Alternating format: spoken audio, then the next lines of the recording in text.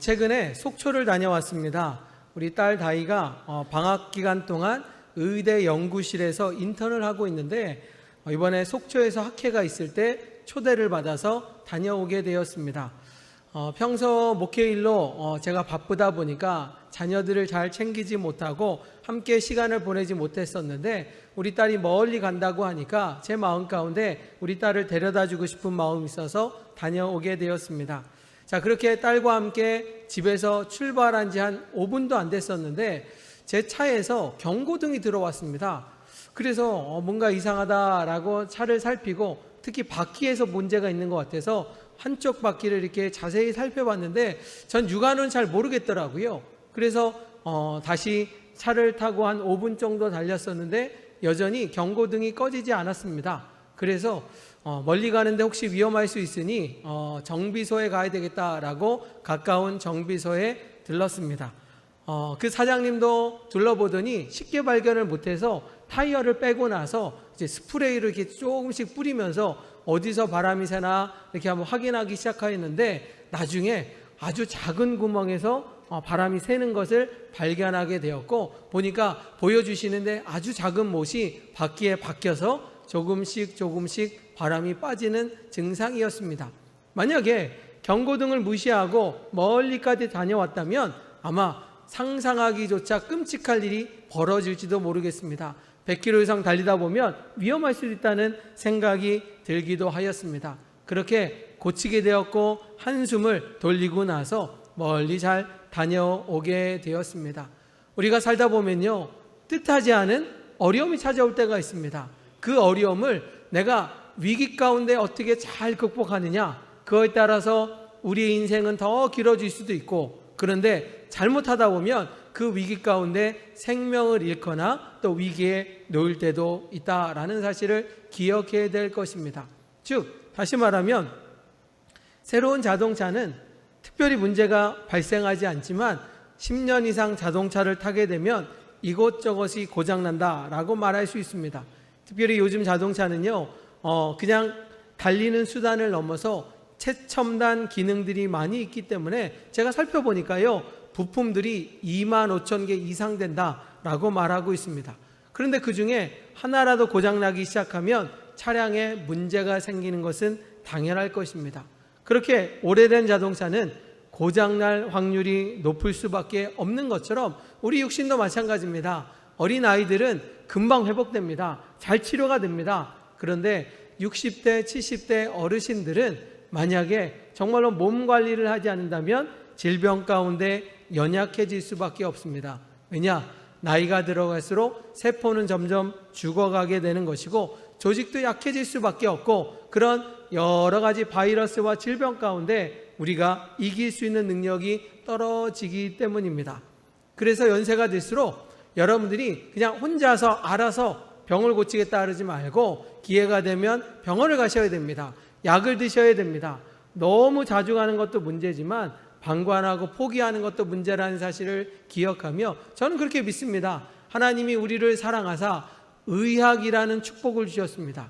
그래서 우리가 정말 병원에 가서 다양한 질병들을 고치고 생명이 연장되고 있지 않습니까? 저는 하나님이 우리에게 지혜를 주시고 그런 의술을 주셔서 우리가 행복하게 살아갈 수 있도록 기회를 주셨다면 우리 믿음의 사람들도 그것을 이용하여 누릴 수 있는 것도 정답이라는 사실을 기억하기를 원합니다. 그런데요, 우리는 단순히 육신적인 질병만 고쳤다고 행복한 것이 아니라 마음의 질병도 있고요, 마음의 질병이 더 심각할 수 있다는 것을 알고 계십니까? 유진소 목사님의 책 하나님의 형상회복이라는 책에 보면 이런 사례를 소개하고 있습니다. 오랫동안 연인관계가 되어서 사랑하여 결혼했던 한 부부가 믿음 생활을 잘 해오고 있었는데 이 남편이요, 1년 정도 지나니까요, 바뀌기 시작하고 돌변했다라는 것입니다. 평상시에 얌전했던 이 남편이요, 어느 순간부터 가정폭력이 일어나기 시작하였고 아내가 임신 중에도 폭행하여서 경찰서를 다녀오고 연행되기도 했다라는 것입니다. 그리고 지나고 나면 이 남편이요, 아내한테 너무나 미안한 마음 가운데 자책하고 괴로워하지만 그런데 이 일이 한 번으로 끝나는 것이 아니라 때도 종종 이렇게 발생하면서 가정이 파탄날 지경이었다라는 그런 이야기입니다. 그런데 이 책에서 뭐라고 말하냐? 상한 감정이 억압을 받기 시작한다면, 상한 감정이 스트레스를 받기 시작한다면 그것이 몸 안으로 들어와서 내면 안에서 발생하면 우울증이 되는 것이고, 그것이 밖으로 표출되면 분노가 되는 것입니다. 그러니 누군가가 우울증에 걸렸다, 그리고 분노가 일어났다, 이것은 내 안에 요동치는 어떤 감정에 의한 결과라고 말할 수 있는 것입니다. 결국 이 부부는요, 한 번 잘못하고 또 잘못되는 반복되는 가운데 서로의 상처를 받고 나고 돌이킬 수 없는 길을 가게 되었습니다. 만약에요, 기계가 고장이 났을 때는 부품을 바꾸면 다시 정상이 되지만 우리 인간은 그렇지 않습니다. 육신적인 질병은 고칠 수 있지만 마음의 질병은 그것이 회복된다고 해서 완전히 치료될 수 없는 사실을 기억해야 될 것입니다. 그래서 믿음의 사람들은요, 하나님을 잘 믿을 뿐만 아니라 기도하면서 내 감정을 다스려 주셔서 내 마음의 만족함이, 그리고 주변 사람들에게 피해를 주지 않는 그런 길을 갖기를 원합니다 라는 감정의 기복을 갖지 않도록 기도하는 것도 중요하다라는 것을 기억해야 될 것입니다. 자, 그런데 이 책에서는요, 뭐라고 말하느냐? 인간관계를 파괴하는 이유는 우리 안에서도 돌변할 수 있지만 마귀 사탄이 우리를 괴롭히는 결과다라고 이야기를 합니다. 즉, 마귀 사탄은요, 작은 문제도 확대시켜서 우리를 파멸의 길로, 고통의 길로 만드는 재주가 있는데, 이 모든 것을 이겨내길 수 있는 가장 좋은 방법은 무엇이냐? 바로 하나님의 사랑을 경험하는 것입니다. 오늘 예배 시간도 마찬가지입니다. 하나님의 사랑을 경험하면 내 안에 무거운 짐을 내려놓을 수 있고요, 내 안에 상한 감정을 회복할 수 있고요, 다시 한번 소망을 품을 수 있다라는 것입니다. 자, 그렇다면 왜 하나님만이 해결한 유일한 방법이냐? 성경이 정답을 이야기하기 때문입니다. 자, 읽어볼까요? 창세기 1장 27절에 보면 성경이 이렇게 말하고 있습니다. 같이 읽습니다. 시작. 하나님이 자기 형상 곧 사람을 창조하시되 남자와 여자를 창조하시고, 아멘. 하나님이 온 세상을 창조하시되 하나님을 닮은 인간을 창조하셨다는 것입니다. 하나님이 우리의 마음을 더 잘 아신다는 것입니다. 하나님을 닮았으니 하나님의 뜻 가운데 우리가 창조되었기에 우리의 아픈 부분, 우리의 어려운 부분, 우리의 영적으로 힘든 부분, 모든 것을 주님이 진단하시고 고쳐줄 수 있다는 것을 기억해야 될 것입니다. 그래서 주일 예배는요, 창조주이신 하나님 앞에 경배와 찬양을 드리는 것도 있지만 또 한편으로는 내 고통, 내 아픔, 내 슬픔을 주님 앞에 아뢰일 때 위로하시고 평강을 더하시고 소망 가운데 치유하시는 그 주님이 오늘 시간 능력을 발휘한다는 사실을 기억하시면서 그 사랑의 주님을 꼭 만나시기를 주님의 이름으로 축원합니다. 자, 오늘 말씀은 스가랴에서 말씀입니다. 이미 2번에 걸쳐서 하나님이 환상을 통하여 하나님의 뜻이 무엇인지, 그리고 성전이 완성되고 이 성전을 통하여 하나님의 역사가 이루어지기를 원하신다라고 말씀을 드렸습니다. 잠깐 한번 정리해 볼까요? 포로로 잡혀서 바벨론에 있었던 이스라엘 백성들은 하나님의 약속을 따라 자유함을 얻었고 고향 땅에 돌아갈 수 있었습니다. 우리가 봤을 때는요, 포로 생활보다 예루살렘 가서 자유를 누리는 것이 당연하다 생각하니 200만 중에 최소 150만, 200만은 갈 거라고 생각했지만 5만 명도 되지 않는 적은 숫자가 예루살렘으로 떠나게 되었습니다. 왜 그러냐 말씀드렸죠. 예루살렘은 이미 죽음의 땅이었기 때문에, 폐허된 땅이었기 때문에 그곳에 돌아가봤자 소망이 없었습니다. 또 한편은 1000km 떨어져 있던 무더위 가운데 저들은 걸어갈 능력과 힘과 그리고 공고한 것을 깨달아서 이미 먼저 포기했었습니다. 그러니 5만 명은 누구냐? 잘 먹고 잘 사는 것이 아니라 믿음을 지키려고 성전을 완성하고요, 하나님께 제사 드리고 싶어서 저들은 믿음의 길을 택하였다라고 말씀을 드렸습니다. 자, 그렇다면 성전이 완성되어야 됨에도 불구하고 저들을 방해하는 산발락과 도비압과 주변 적대국에 의하여 성전 건축은 이루어지다가 파괴되고 이루어지다가 불을 지르고 이루어지다가 중단되는 안타까운 가운데 성경에 보면 16년 동안 성전 건축이 중단되었다라고 말씀하고 있습니다. 하지만 주님은 8가지 환상을 통하여 아니라는 거예요. 하나님은 성전이 건축되고 완성되도록 돕겠다라고 말씀하였고요. 저는 2가지 환상을 이미 말씀을 드렸습니다. 2주 전에 첫 번째 환상은 무엇이냐? 대제사장 여호수아가 더러운 옷을 입고 있다라고 말하고 있습니다. 자, 일반 평신도와 다르게요, 대제사장은요 1년에 한 번 하나님을 만날 수 있는 기회가 있습니다. 자, 그것은 뭐냐? 7월 10일 그날 대속죄일에 지성소에 들어가서 1대1로 하나님과 대면할 수 있습니다. 자, 그런데 하나님과 대면하는 것이 무조건 축복이 아닙니다. 이스라엘 백성들이 잘못했거나 죄를 지으면 심판의 자리요, 저들이 잘하면 칭찬과 축복의 장소였습니다. 그러니 대제사장은 얼마나 두렵고 떨리겠습니까? 그런데 환상을 보니 하나님을 만나야 될 대제사장이 더러운 옷을 입고 있다는 것입니다. 세상 유혹에 넘어졌고 세상 제약 가운데 함께 하시며 그런 제약에 있으니 당연히 주님을 만나러 들어가면 그 제약된 옷을 인하여 징계와 심판을 받을 수밖에 없었습니다. 그렇게 생각했는데 환상 중에 무엇이냐? 하나님이요 대제사장의 옷을 벗기셨다는 것입니다. 그리고 깨끗하고 정결한 옷을 입혀주셔서 이제 주님과 함께 화합하는 은혜를 주시겠다라는 것입니다. 다시 얘기는 뭐냐? 이스라엘 백성들이 성전이 완성되지 못하여 마음 안타까운 마음 가운데 포기하는 마음, 좌절하는 마음과 함께 믿음이 떠나버렸습니다.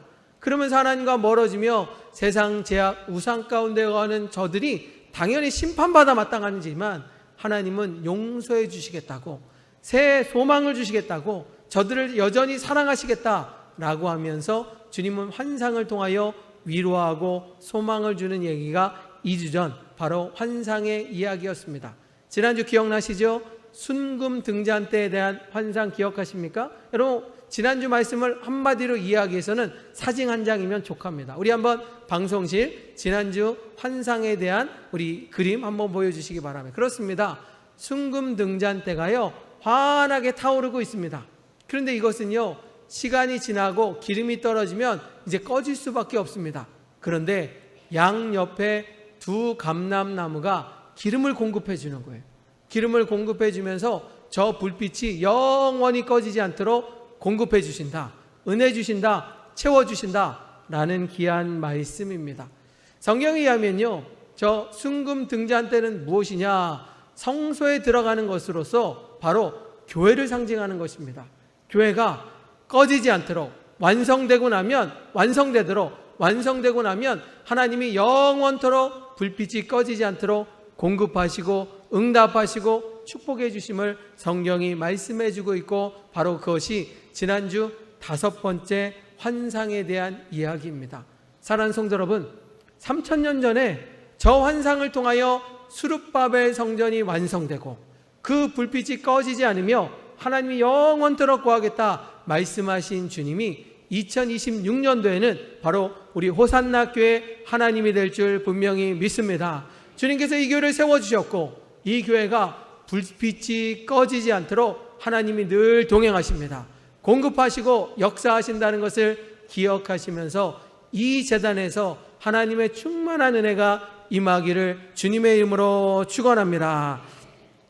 자, 그런데 주님께서요 이 8가지 환상을 통하여 성전이 완성될 것이다 환상을 보여줬잖아요.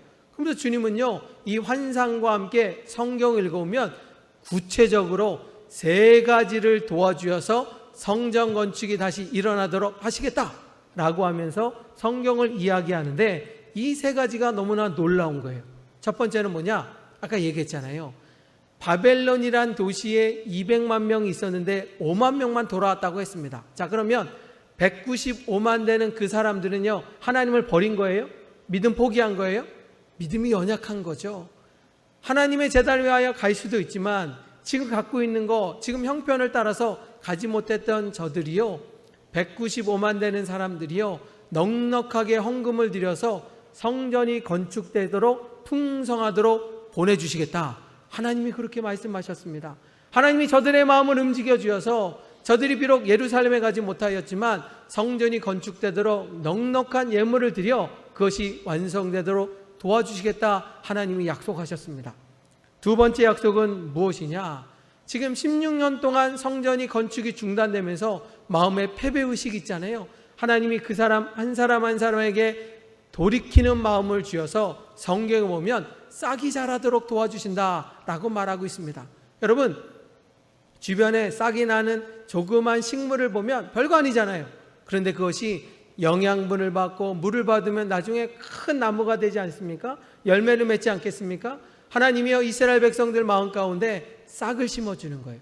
소망의 싹, 믿음의 싹, 축복의 싹을 심어주어서 그것이 자라나서 저들 마음 가운데 못합니다, 안 됩니다 아니라 할 수 있습니다, 하면 됩니다, 하나님의 역사를 믿습니다, 그런 마음 가운데 저들이 일어나서 일할 수 있도록 도우신다라고 약속하셨습니다.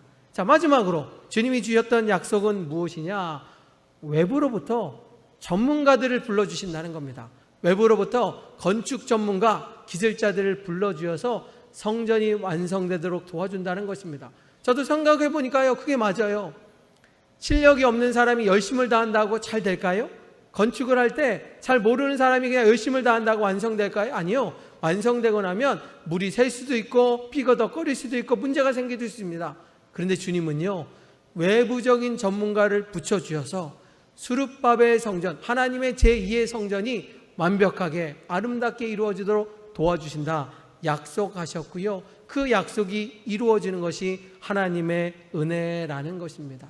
저는 말씀을 준비하면서 8가지 환상을 통하여 자신감을 주신 것도 감사한데, 주님께서 3가지 구체적으로 하시니 하나님의 위대하고 놀라운 역사가 얼마나 대단할까. 자, 한번 따라해 볼까요?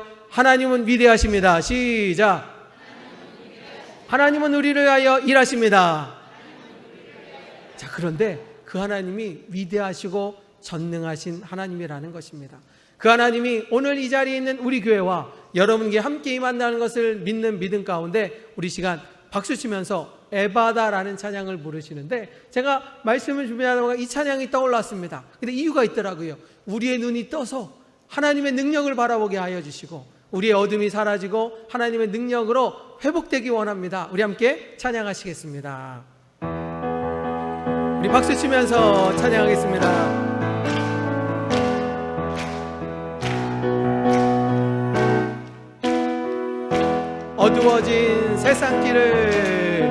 어두워진 세상 길을 주님 없이 걸어가나 나의 영혼 어두워졌네. 어느 것이 길인지 어느 것이 진리인지 아무것도 알 수 없었네. 주님 없이 살아가는 삶 실패와 좌절뿐이네. 사랑하는 나의 주님 내 영혼 눈을 뜨게 하소서. 열려라 에바다 열려라.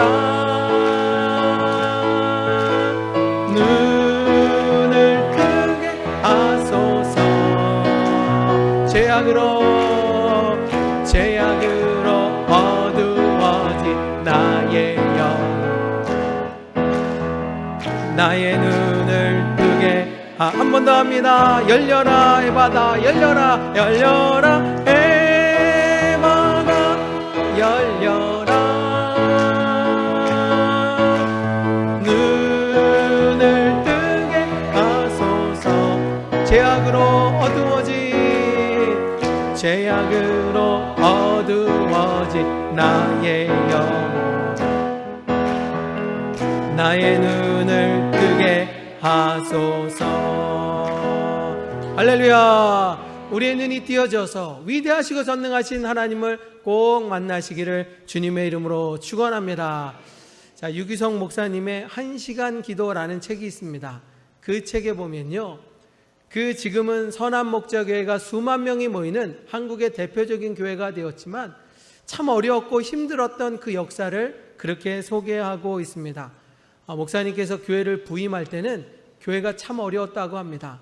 교회 건축이 중단되었고요, 100억 이상의 빚이 있었고, 또 행정적으로 교회 어떤 용도 변경을 하려다가 그것이 문제가 되어서 지금 중단의 사태 가운데 부임하게 되었습니다. 목사님은요, 이미 그러다 보니까 성도들도 많이 떠나게 되어서 교회는 어렵고요, 여러 가지 힘들고 상황 가운데 성전 건축이 불가능해 보였고 당장 이자를 갚을 수 없는 상황 가운데 막막하고 정말 힘든 상황 가운데 놓여 있었다라는 것입니다. 그래서 하나님 앞에 눈물로 기도하고 속상하고 힘들어서 기도하는데, 기도할 때마다 느껴지는 은혜는 뭐냐면 하나님이 이 교회를 완성하겠다라는 메시지를 주신다는 것입니다. 눈을 뜨고 바라보면 현실은 아무것도 없거든요. 여전히 이자 낼 것이 무섭고 성도들은 분열되어 있고, 그리고 여러 가지로 힘들고 건축은 안 되고 있고, 그런데 기도할 때마다 하나님이 도와준다는 믿음을 갖고 기도하니 소망을 품고 다시 한번 열심을 도전하고 또 하나님의 역사를 기도하니까, 그러면서 하나하나 문제가 풀어지면서 성전이 완성되게 되었고 성도들이 몰려오게 되었고 이제는 대표적인 한국의 교회가 되었다, 그렇게 간증하고 있습니다. 비록 우리 인간적으로 보면 어렵고 힘들지라도요, 하나님이 도와주시고 하나님이 역사하여 주시면 그 일에 놀라운 일을 행하여 주시는 것입니다. 그래서 우리 교회 표도 뭐라고 했습니까? 큰 일을 행하시는 하나님이 우리 편이 되어주시고 우리를 도와주신다면 우리의 어떤 문제도 해결하여 주시고요, 우리는 더 힘있게 나갈 수 있다는 것입니다. 우리 호산나 성도들도 여러분 인생 가운데 하나님이 도와주셔서 승리하는 아름다운 삶을 살아가기를 주님의 이름으로 축원합니다. 자, 오늘 본문은요, 그러면 성전이 완성되고 나면 하나님이 끝났으니까 떠나시겠다가 아니라 성전이 완성할 때까지 도와주셨고, 성전이 완성되면 예루살렘에 3가지 축복이 임하는 거다라고 말씀하시면서 위로해 주고 있습니다. 자, 첫 번째 말씀은 무엇이냐? 같이 읽어볼까요? 스가랴 8장 4절에 보면 이런 말씀이 있습니다. 만군의 여호와가, 시작, 만군의 여호와가 이같이 말하노라. 예루살렘 길거리에 늙은 여자들이 나이가 많으므로 저마다 손에 지팡이를 잡을 것이요. 아멘. 자, 제가 한번 물어볼게요. 길거리에 지팡이를 든 나이 든 사람이 많다라는 거는요, 좋은 의미일까요? 나쁜 의미일까요? 좋은 의미예요? 나쁜 의미예요? 좋은 의미죠. 근데 일부 예배 때 물어보니까 나쁜 의미라 그래갖고 제가 깜짝 놀랐습니다. 본인도 나이가 적지 않은데 왜 그렇게 했는지. 그냥 약간 이미지는 무슨 얘기인지는 이해는 됐습니다. 자, 그러면 오늘 성경 가운데 지팡이를 든 나이 드신 분들이 길거리에 많이 있다라는 것은 좋은 의미일까 나쁜 의미일까? 제가 해석해 드리겠습니다. 자, 이스라엘 백성들은 아까 얘기했죠. 예루살렘은 바벨론에서 멸망되었고요, 그리고 사람이 살 수 없는 폐허된 장소였습니다. 자, 그런데 또 한 가지 문제는 뭐냐? 저들이 지금 성전 건축을 할 때 왜 중단됐냐? 주변 강대국들이요, 계속 불 지르고 못된 짓 하니 얼마나 무섭고 두렵겠습니까? 그러니 위기 순간 가운데서는요, 사람들은 도망가고 숨을 수밖에 없어요. 그런데 오늘 보니까 나이 드신 분들이 길거리에 많이 있다라는 것은 평화를 이야기하는 것입니다. 성전이 건축되면요, 하나님이 함께하여 주시고 그것에 주님이 동행하여 주시니 평화가 찾아오고 적들이 얼씬도 하지 않도록 막아주신다라는 것입니다. 우리 쉽게 이렇게 한번 생각해 볼까요? 지금 우크라이나와 러시아가 전쟁 중입니다. 벌써 5년째 다가오고 있잖아요. 그러면 우크라이나 사람들이요, 마음껏 쇼핑센터 다니고 마음껏 다닐 수 있을까요? 아니에요. 언제 무슨 일이 벌어질지, 언제 폭탄이 떨어질지 무서워서 두려울 수밖에 없습니다. 특별히 나이 드신 분들은 거동이 불편한데 걷기조차 힘든데 어떻게 평화를 이루며 마음껏 길을 활보하겠습니까? 오늘 성경 말씀은 무엇이냐? 바로 길거리에 노인들이 많다는 것은 평화가 있으니 누구나 다녀도 안전하다라는 것이고요, 성전이 건축되면 하나님이 평화를 주시겠다 말씀하셨습니다. 두 번째 회복은 무엇이냐? 5절 말씀에 보면 제가 있습니다. 그 성읍거리에 소녀와 소년들이 가득하여 거기에서 뛰놀더라. 아멘. 자, 제가 물어봅니다. 아까는 여러분 대답을 정확하게 못 해줬는데 길거리에 아이들이 많다. 좋은 거예요? 나쁜 거예요? 좋은 거죠. 이거 확실하죠. 아이들이 많다. 좋은 것입니다. 아까 말씀드렸습니다. 예루살렘 지역은요, 사람이 없었습니다. 폐허된 죽음의 땅입니다. 그런데 아이들로 넘쳐난다라는 것은 무엇이냐? 청년들이, 젊은이들이 많아지면서 그곳에서 은혜와 평강을 누린다라는 것입니다. 바로 성전이 완성되니까 하나님이 함께하여 주었고 평화뿐만 아니라 풍요로움과 많은 가운데, 다시 말하면 195만 되는 이스라엘 백성들이 저기 바벨론에서 못 온다는 것이 아니라 다 와서 평화를 누리고 행복을 누린다라는 의미라는 것입니다. 마지막 세 번째, 하나님이 어떤 약속을 해주셨는가? 우리 한번 7절 말씀 같이 읽어봅니다. 자, 7절 말씀 만군의 시작. 만군의 여호와가 이같이 말하노라. 보라, 내가 내 백성을 해가 뜨는 땅과 해가 지는 땅에서부터 구원하여 내고. 아멘. 우리 아까 율동했잖아요. 해 뜨는 데부터 해 지는 데까지 하나님이요 영원토록 함께 하신다는 약속이라는 것입니다. 여러분 생각해 보세요. 성전이 있어요. 그런데 성전이 있을지라도 하나님이 안 계시면 무슨 의미가 있습니까? 하나님이 계신다는 것은 무엇이면, 성전이 있다는 것은 하나님이 그곳에서 은혜를 줄 때 성전에는 복이 된다는 것입니다. 성전이 완성되자 평화를 주시고 풍요로움을 주시는 것뿐만 아니라 하나님이 늘 함께 하신다라고 말씀하며 승리의 기쁨을 누린다라는 것입니다. 자, 사랑하는 성도 여러분, 지금까지 말씀은요 이루어진 거예요? 약속이에요? 약속이에요? 이루어진 거예요? 약속이에요. 그러니 약속은요 이루어질 수도 있고 이루어지지 않을 수도 있어요. 그런데 하나님의 약속은 반드시 이루어진다는 것입니다. 자, 오늘 말씀의 제목이요 회복의 약속과 성취라면, 그렇다면 과연 하나님이 이런 놀라운 약속을 해주셨다면 어떤 은혜가 임하는가? 자, 한번 같이 읽어볼까요? 에스라 6장 14절과 15절. 스가랴가 아니라 에스라서에 분명히 나와 있습니다. 잘 수 있습니다. 에스라 6장 14절과 15절 같이 있습니다. 시작. 유다 사람의 장로들이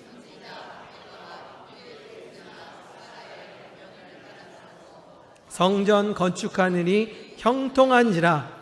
이스라엘 하나님의 명령과 바사왕 고레스와 다리오와 아닥사스다의 조서를 따라 건축하며 이를 끝내니 다리오 왕 제6년 아달월 3일에 성전 일을 끝내니라. 아멘. 자, 성전 건축이 이루어졌어요? 완성됐어요? 완성 안 됐어요? 완성됐다라고 말하고 있습니다. 스가랴가 저들에게 말할 때 스가랴가 능력 있는 것이 아니라 하나님이 약속하셨잖아요. 저들 마음 가운데 소망의 싹을 주시겠다. 한마디 한마디 때마다 할 수 있다는 능력을 더하여 주어서 저들이 성전 건축을 하였고요 완성하였더라 라고 말씀하고 있습니다. 다시 말하면 하나님은 약속하셨고요 그 약속을 반드시 이루어 주어서 우리를 축복의 길로 인도하심을 믿으며 이번 한 주간도 승리하는 우리 호산나 성도가 되기를 주님의 이름으로 축원합니다. 스위스의 한 마을에 관광버스가 운행하고 있습니다. 그런데 내리막길, 스위스가 산이 있어서 오르막 내리막이 많잖아요. 내리막길을 가다가 그만 브레이크가 고장이 나가서 큰 위기 가운데 놓여 있습니다. 그 안에 가득 찬 관광객들은 소리를 치고 아우성을 칩니다. 당장 죽게 생겼고 그 언덕에 떨어지면 큰일 나겠다는 생각 가운데 이러지도 못하고 비명을 지르고 있습니다. 그런데 운전자는요 어떻게든 살려야 되고요 어떻게든 사고를 막아야 하기 때문에 조심조심 하면서도 침착하게 그 언덕을 내려가고 또 내려가고 있습니다. 그러면서 여러 가지 내리막과 오르막을 반복하면서 그 버스가 진행되고 있는 상황 가운데 마지막 종착지 같은 곳에 가게 되었었는데, 그런데 그곳에 가다 보니까 이제는 안전하다, 모두가 살겠다라는 그런 순간 가운데 있었을 때 마을에 가다 보니까 거기 길가에 아이들이 뛰놀고 있는 것입니다. 운전사는요 너무 놀래갖고요 그 아이들이 피해야 되기 때문에 크락션을 누르면서 빨리 다른 곳으로 가도록 할 때 아이들이 그 버스를 보고 다 도망쳤습니다. 그런데 한 아이가 어떤 이유인지 무서워서 그랬는지 두려워서 그런지 그 길가 한가운데서 가지를 못하고 그 자리에 있는 것입니다. 운전자는요, 고민이 되기 시작합니다. 그 아이를 살리려다가는 버스에 있는 모든 사람이 죽을 텐데, 아니 그 아이를, 버스에 있는 사람을 살리려면 그 아이들을 치워야 되는데 그러면 그 아이는 살지 못할 텐데 고민이 되기 시작하였습니다. 여러분들이 버스 운전기사라면 어떻게 하시겠습니까? 어떻게 판단하시겠습니까? 어떠한 일이 있어라도 둘 다 비극적인 일 수밖에 아니겠습니까? 결국은 버스 기사는 그 아이와 충돌하게 되었고 버스는 멈추게 되었습니다. 다행히 버스 안에 있던 모든 생각은 안전하게 다 살 수 있었습니다. 자, 그 버스가 멈춰서자마자 버스 기사는 내려서 그 사고당한 아이를 붙잡고 엉엉 울기 시작합니다. 정말로 그 아이한테 미안한 마음으로, 정말 안타까운 마음으로 울기 시작합니다. 사람들은요, 지나가면서 말합니다. 저렇게 무모한 아이를 죽일 정도니 저 운전기사는 당연히 욕먹어야 된다, 그리고 혼나야 된다, 벌을 받아야 된다 라고 말하고 있습니다. 그런 상황 가운데 그 마을에 한 사람이 이렇게 말합니다. 그 아이는 버스 기사의 아들이라고. 다시 말하면 수많은 사람을 살리기 위하여 이 기사는 고민을 했을 것입니다. 아들을 살려야 되는데, 아들을 살리다 보면 버스에 있는 사람 모두 죽을 텐데, 그런 순간 가운데 그는 결국 아이를 택하는 것이 아니라 많은 사람을 살리기 위하여 정말로 끔찍한 결과로 나오게 되었습니다. 저는 이 예화를 읽는데요, 순간 하나님의 사랑을 깨닫게 되었습니다. 여러분 생각해 보세요. 왜 하나님이요 가장 사랑하는 아들을 이 땅에 보내셨습니까? 십자가에서 그렇게 피를 흘리고 고통당할 때 하나님 못하고 계신 겁니까? 하나님은 더 슬프고 마음 아파하지 않았겠습니까? 그런데 그렇게 했던 이유는 저와 여러분들을 사랑했다는 그 이유만으로 사랑하는 아들을 희생시켰다라는 것입니다. 버스 기사도 마찬가지입니다. 수많은 사람을 살리기 위하여 자기 아들을 희생하는 그 고통을 감내하며 얼마나 마음 아파할까요? 하나님은 마음 아파하면서도 우리를 살리셨다는 그 의미를 깨닫는다면 하나님의 사랑이 얼마나 위대하고 아름다운지 우리는 깨달아야 될 것입니다. 그 하나님이 여전히 우리를 사랑하시는데 여러분들 방치하겠습니까? 여러분 실패했다고 그냥 넘어졌다고 그냥 멀리 계시겠습니까? 아닙니다. 하나님은 우리를 사랑하여 주셔서 하나님의 성전에서 은혜를 주시고 축복하여 주시고 복받기를 원하시는 것이 하나님의 마음이라는 사실을 기억하십시오. 성전이 중단되었을 때 누구보다도 마음 아팠던 주님은 스가랴를 통하여 성전이 완성되기를, 성전을 통하여 축복과 은혜가 넘치기를 원하시며 은혜를 베풀어 주셨습니다. 2026년도 우리 호산나 교회를 사랑하시는 하나님의 은혜가 이 자리에 있는 여러분 모두에게 임하기를 주님의 이름으로 축원합니다. 그것이 하나님의 사랑입니다. 하나님의 은혜라는 것입니다. 하나님이 여러분들이 넘어졌다고 멀리 계신 것이 아니라 여전히 붙잡아 주시고 세워주시고 축복하여 주시고 은혜 더하신다는 그 주님과 함께 이번 한 주간도 믿음으로 살아가는 우리 호산나 모든 성도가 되기를 주님의 이름으로 축원합니다.